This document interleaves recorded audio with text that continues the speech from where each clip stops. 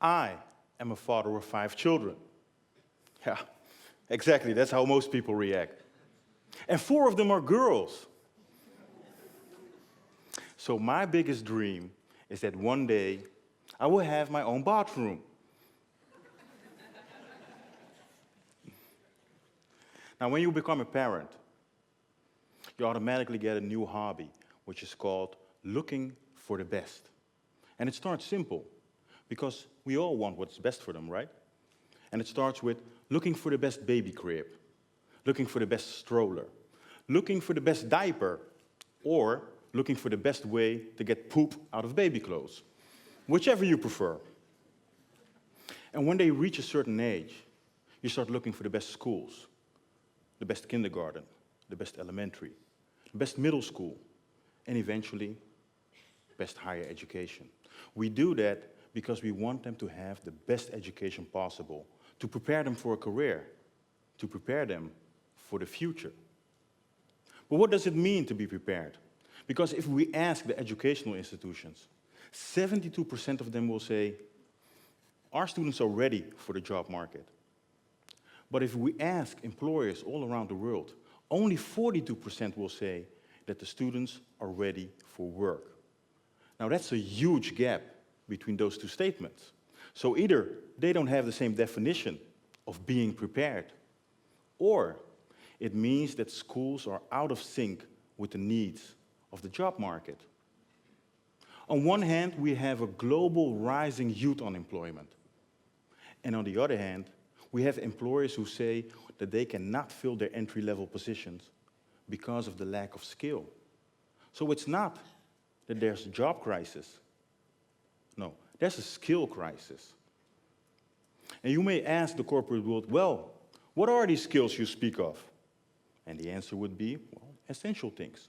Communication skills, critical thinking, creative problem solving, social awareness, self-knowledge, and so on and so on.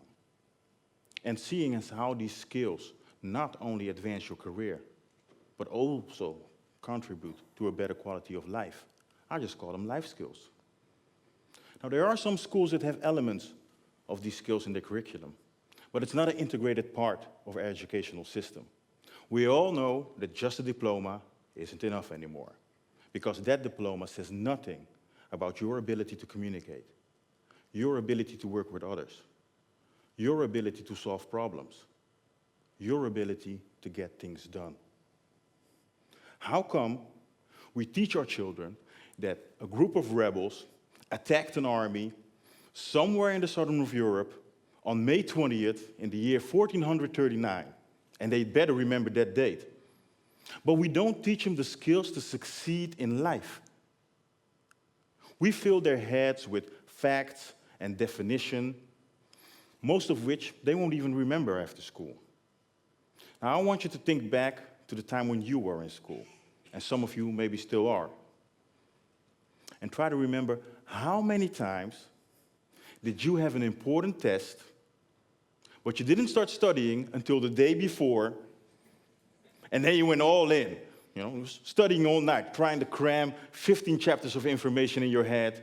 Next day, go to school like a zombie, do the test, and after you were done with the test, the information just disappeared. As if your brain went into reset mode. Let me see your hands if you recognize that situation. Come on, be honest. Everybody. We all done this. And we do it because we know that schools test our ability to remember, not our ability to learn. All over the world, schools are mostly knowledge-based systems. And if you think about it, it's kind of weird, because research shows that we forget a huge part of what we learn in school. And another part that becomes obsolete by the time we finish school because of the change and the speed of change in our society. And yet another part, that's just irrelevant information. How many things did you learn in school that you have never used or will never use in your life? It doesn't make sense. I've forgotten a lot of the things that I've learned in school. But somehow, my brain chooses to remember the formula for calculating kinetic energy. Feel free to test me after the event. A huge part of our education cannot be maintained. And it's funny if you think about it, because we focus on making everything sustainable. Our energy must be sustainable. Our economy must be sustainable. Our infrastructure must be sustainable. We focus on making everything sustainable except our education. Einstein once said, "It's not that very important for a person to learn the facts. For that, he does not need college. He can learn it from textbooks." The true value of education is not in the learning of facts, but in the training of the mind to think things that cannot be learned from textbooks.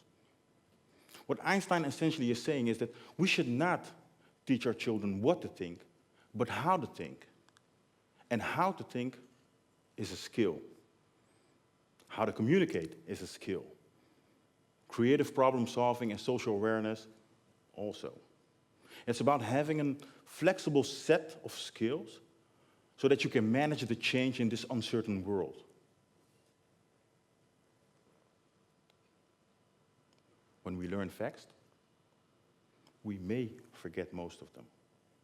But when you unlock a skill, it is there forever. Now that's what I call sustainable education. So what's the solution? Imagine a school that not only develops the mind, but also develops character through personal development. A school that adapts to the learning styles of the students instead of making the students conform to their methods. A school that has classes like social competence, where you learn how to interact with other people to achieve mutually beneficial goals. A school that doesn't grade you on group results, but provides valuable feedback for you to improve. A school where you learn by doing, instead of just following textbooks.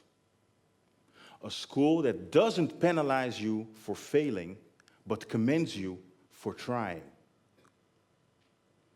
In order to make this imaginary school into a real-life concept, we need a collaboration between the educational institutions, the government, the corporate world, and most important, those who are affected most, the students and the teachers.